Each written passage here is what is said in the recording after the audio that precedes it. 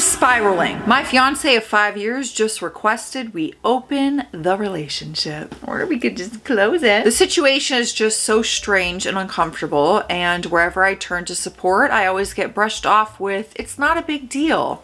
Or, well, he just asked, and I lack any real support or validation. I can't go to my parents, so I'm hoping a bunch of strangers on Reddit might offer more help than my social circle did so far. I, 28 female, and my fiance, John, 28 male, have been together for, as the title says, about 5 years. To understand the dilemma, I need to give you some background. We both came from very religious backgrounds, though it affected both of us very differently.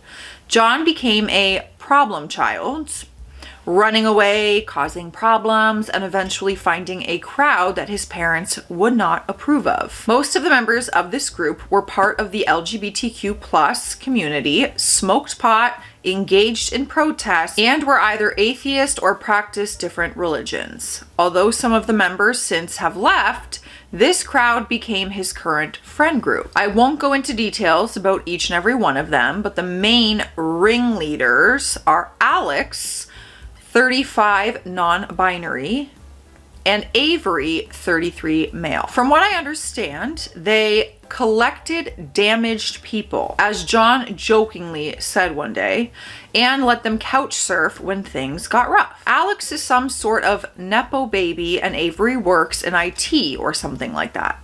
John met them when he was 15. At first, I thought they seemed very cool and I couldn't wait to meet them since John equated the relationship to that of a child and a parent. So clearly, very important people in his life. But when I finally met them, we were 21 and in college and home for summer break. The meeting left me a bit disillusioned. Alex was catty and had snide remarks since I wasn't LGBTQ+ or anything, at most bi-curious. And Avery treated me like a child, but John said they always need to break new people in. So I tried to think positive and did my best to impress them with what I was studying and what my plans for the future are, both regarding me personally and my relationship. But the more I talked, the more they seemed to disapprove of me. Despite the strange meeting, John seemed ecstatic to see them again and gushed about how much they liked me. So I kept my mouth shut and just nodded along. Now, to understand a bit deeper on who Alex and Avery are, in the town they live in, they are something like local celebrities. Very spiritual. Their home is full of souvenirs they've accumulated over all their travels. They are also married, but their definition of marriage is very different from the traditional one. Apparently, they went to some tropical state and took some hallucinogens together. I feel like I said that weird. What? Clearly, I've never done them. And in their state, they proclaimed everlasting love for one another. Quite a wild concept for someone like me, but I learned to be more open-minded since I left for college. That being said, they also said that they can see auras, whatever that is, and apparently love my fiancés. I don't know what they think of mine, but it probably isn't much. What brings us to the topic I came here with. Last week, after we got home from work, John sat me down and asked me what I think about being in a polygamous relationship. He said he loves me so much, more than is possible, and doesn't know what to do with the rest of it, thinking that it's fair to give it to someone else. I, on the other hand, don't have a limit on how much I can love him, so I said no, and that was that. However, the question has been plaguing my mind ever since. If you knew John just a fraction, you would know that he researches about things long before he actually commits to anything. Any lifestyle or relationship changes, whatever. This makes me think that he has already thought about it for a while and that he also consulted Alex and or Avery about this. I don't want to villainize them, but I know for a fact they're not in a monogamous relationship and they clearly don't like me as the rest of their little group. Again, I don't want to point fingers and I won't ask John to show me his messages with them unless I have solid proof that it isn't just a gut feeling, but I have this horrible feeling that they somehow pulled in John. There's no way he just thought about it suddenly on his own. 5 years of relationship and the idea of non-monogamy has never been brought up, and now suddenly, just as we're about to be married, he brings this up? I don't buy it one bit, but I can't just go ahead and confront them now, can I? I just don't know what to do. I feel stuck. At home, I pretend everything is fine since my group of close friends told me that I'm just overthinking, and I believed it for a while. But whenever I look at John, all I can think of is he thinks there's a cap on how much he can love me, and he wants to love someone else. I want to deal with this, but I don't know how. If I bring it up to John, he'll just brush it off as well, or he'll think I'm cheating or don't trust his friends. I worked hard to get their approval, and I know for a fact John shares everything with them. He would not keep this for himself. If I'm about to get married to someone and that question just comes out of the blue, yeah, I'm definitely going to be thinking about that. Probably overthinking, but for good reason. All right, so the first update came the next day. I figured I'd update when something major happens, and I think this is it. But before I get ahead of myself, let me fill in some blanks to my story. Me and John came from similar backgrounds, but my family was a bit less strict, allowing me to go to college since I had great grades. The plan for me was to move back after getting a degree, finding a job, a husband, and living the traditional life, which obviously didn't happen because I met John, who literally changed the trajectory of my life. What did I just say? Trajectory? After a year, I switched from my first major to one I liked more, and it's been a while since I contacted my parents. They didn't approve, of course, but with John's help, I didn't give in to their demands to come back. Now they know I'm getting married and are invited, but the last we spoke about was 2 months ago. John has had completely no contact with his parents since 18 years old. I didn't talk about the friend group in more detail at first since I didn't think they were that important, but they do like me. At first, they were obviously a bit unsure, but they warmed up to me, and I'm proud to call them my friends. The only people who didn't fully accept me are Avery and Alex, and since me and John got together officially, they tend to call me the wife in this strange, almost derogatory manner. It's not an important detail, but it gets on my nerves. Lastly, John is aware that opening up the relationship would lead me to being intimate, physically or emotionally, with other people, but he said it's a great chance for me to explore my bi side, though I haven't expressed the desire to really be with a woman in a committed relationship of that magnitude. On to what happened. I shot a message to John 2 days ago that we need to talk. He works from home, I don't, so as soon as I got home, we sat down to have an in-depth conversation about his proposal. I think he knew what it's going to be about, and I had a feeling since he seemed almost guilty, but I ignored that and basically word vomited everything that's been on my mind. This is embarrassing because I wrote down most of what the comments advised and was prepared to have a mature discussion. But by the end of my 15-minute rant, it happens. I was in tears and he had to hold me, otherwise I would have crumbled completely. The gist of what I said is that I'm hurt that he wants to F other people and that he doesn't care that I would F other people too, that he believes there's a limit to how much he can love me, and that I can't see where all of this came from, and that he just sprung this on me out of nowhere just a few months before we are to be wed. We tried to have a mature discussion, yes, but by the end, he was frustrated. He did apologize for making me feel less than, but said that my outlook on an open relationship is selfish. What it all boiled down to was that he feels he didn't have enough time to find himself before he committed to me, which is BS because he didn't show any signs of wanting more than I could offer. We were very happy throughout the 5 years. I really believed that I met my soulmate. I realized that since we were engaged, he seemed to talk more to his friend group and by extension to Avery and Alex. Again, I don't want to paint them as these cartoonish villains. They're really interesting and all, but now I want nothing more than to scratch those self-absorbed, smug smiles off their faces. In the end, I demanded to see his phone, and he was shocked. I'm scared. I'm scared about what you gonna find. We had a rule that we can see each other's phones, but we don't share passwords or anything since the relationship is built on trust, and neither wanted to be a prison guard in the relationship. Nevertheless, he unlocked and handed over his phone, and I searched his messages, even deleted ones, and found nothing out of the ordinary. Okay, I was expecting drama. Then I checked the call log, and guess effing what? Here's the drama. Hour-long calls to and from either Avery or Alex. I was fuming and asked him what the hell does he need to discuss with them this long? And mind you, these dated months back. John eventually caved in and admitted it was them who brought up the idea of the open relationship, and they also talked about everything else since they are such good role models.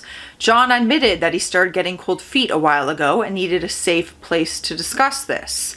I guess I, his wife, am not safe. Please make it make sense. Why even marry me then?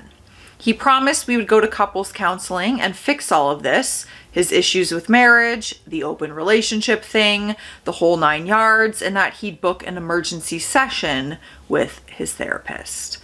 That he loves me and wants nothing but to be with me. It was late, so we went to bed. Despite how messy this all sounds, I was a bit more reassured by this. I genuinely love him, even if my post doesn't reflect that very well. Though many people said to just leave, I want that to be the last resort. I was willing to jump through hoops to make this work. But guess who's the idiot? This morning. What? I woke up to an empty apartment and a message on my phone from John saying that he needs a few days to think all of this over and needs space. Oh girl, you can't marry this person. He didn't say where he was going or when he'd come back. I called and messaged everyone I know, but no one can tell me where John is. I told him that he either comes back home in 24 hours or this is over. I think we have an idea of where he is. As you can imagine, I'm a wreck. I said that so happy. I'm a wreck! As you can imagine, I'm a wreck. I took the rest of the week off, and between crying sessions and staring blankly into the wall, I obsessively checked my messages in hopes of someone telling me where John is. To be honest, if he's willing to put me through this, I'm not sure I want to be with him. How can you do this to someone you love? Before we get to the next update, we gonna hydrate. Hop on, hydration station, baby. Cheers. Drink your water. I'm doing better-ish. I just didn't really feel like updating since we're in sort of limbo. He came back the following morning, and since then, it's like we're both roommates that do their best to stay out of each other's way, but go to sleep in the same bed. It's weird. After my post, I got Alex's number from one of the friends I'm the closest with. I called them 15 times, all voicemails, until they picked up on the 15th call. I told them to hand the phone over to John, and they had the nerve to say he wasn't there. So I did a little bluff and said, friend's name already told me he's there. And it worked. Obviously, we knew he was there. I so wanted him to be anywhere else but at their ugly ass house with their knickknacks lining the shelf. But once again, I'm the idiot for believing otherwise. I didn't let John get a word in, and I told him that he either comes home or I'm packing his things and throwing them on the front lawn. He did shockingly show up the next morning. The wedding has been canceled until further notice. We've been to a counselor, and I have to admit, I wasn't easy to work with. I think the counselor was heavily biased for trying new things, so I just shut down and hummed as a response to almost everything. Things haven't moved since. I want to talk, but I just don't know if it's even worth it. And John won't approach me himself since he's anxious about my response. I have felt like crap ever since he came back. Feels like I'm in two halves. One wants to talk and resolve this. The other wishes for nothing but for John to once again pack his things and leave to get some space at AA's, which is Alex and Avery. I talked with my mom and she said that every marriage is worth fighting for, and how can you expect every relationship to be smooth sailing? So yeah, I want the situation to magically resolve itself. However, the universe seems fit because I can't move either way. Maybe I'll go to church after a decade, lol. Now, the final update came 1 month later. Ooh, I want to guess. I think she stays. I think she stays with John. Hello everyone, I suppose it is time to give you an update since a lot has happened. First off, in my post, I said polygamy, and I later on learned that it's supposed to be polyamory on TikTok out of all places. So I guess I apologize for that. Girl, did you make me say it wrong too? I even looked it up and sounded it out on how to say it. Look at polygamous. Polygamous. I even learned. Polygamous. No, my fiance doesn't want to have multiple wives. Each time I thought about updating, I realized more and more context is needed. Since my fiance found my post again on TikTok and I got the green light, the reason why he used to feel unfulfilled is because he is trans and feels like he didn't get much experience before committing to me. That's fair, I guess. That's good to know because I think I rolled my eyes when you first said he didn't get enough experience. This could have had a deeper meaning. I'm not in his position, so I can't tell. Now, you're probably going to be mad at me, but we are still together. I guessed it. I'm sorry. The wedding is still not happening anytime soon, but we still live together and go to couples counseling. After John found my post, he showed me the video and asked me if it's about us since it was pretty specific. Girl, you posted a whole TikTok about this? And I admitted that I reached out for help to strangers on the internet. Despite him being the type to keep up appearances, he was calm and I let him read the comments, which was an eye-opener. I'm still mad that a bunch of strangers got through to him better than I did, but at least someone got through to him. I'll admit, out of the two of us, he is more passionate than me, at least outwardly. He broke down and begged me not to leave him despite almost every comment telling me to do so. And even though I had one foot out the door, I agreed to continue counseling and therapy and to see where that gets us. For now, we have until the end of the year to work on our relationship. And if it doesn't work, it won't work. We agreed on this after New Year's. No begging, no demanding, no BS. We're either in or we're out. John also agreed to go low contact with AA and told me everything regarding them. For the sake of his privacy, I won't go into detail, but I'll share what I'm allowed to share. He said that when he met them, AA was very warm and welcoming towards him in a way that no one ever was, which hooked him. Like I said, his Christian home was not welcoming towards him even before he came out. He never lived with AA more than a few days at a time, even though they told him that John is always welcome, even forever. They were like those cool parents who turned a blind eye to their kids smoking the green stuff, and he admitted that he let himself be buttered up. Then, about 10 years ago,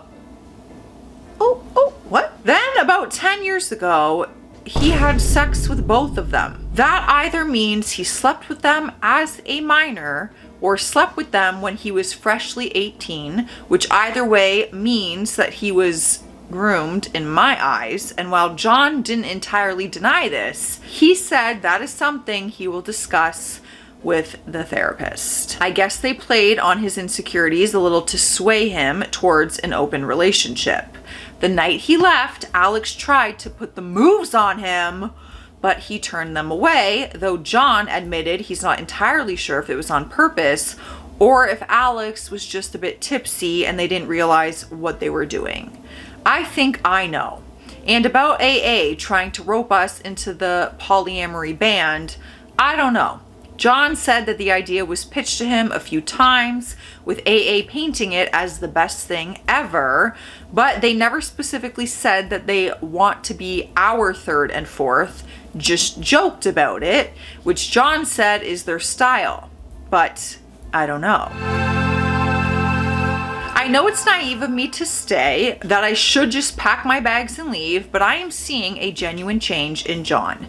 He showed me a message he sent to AA, in short, telling them that he needs to distance himself for the sake of the relationship, to not contact him unless absolutely necessary. He gave me the password to his phone, even though I didn't ask for it. Like I said, I want to be his partner, not his prison guard.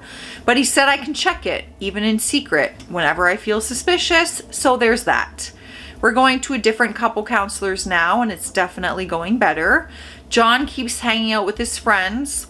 All of them are 100% supportive, even though some of them are in a open/polyamory relationship. But he asks that they not relay anything to AA. Oh, and Alex messaged him a couple of times. It wasn't very satisfying to see either them or Avery grow increasingly upset over John ignoring them completely. They also messaged me, but I immediately blocked them without even reading it. For all I care, they can rot in hell. The only reason I didn't drive over to their house to beat them up for what they did to John is because he convinced me to not give them any more energy. So there you have it. I still have doubts, of course, and a temporary change is nothing if it doesn't stick. But I'm willing to see it through. I'm not going to throw away 5 years, not yet. Not when it seems like there might be a future to it. If we do pull through, I'm going to make sure I send a wedding photo straight to AA's house, even though that's petty and I shouldn't. This one's interesting, everybody. There's a lot of details there to consider. Let me know your thoughts. I'll see you in the comment section. Stay classy out there. Stay sassy. Bye.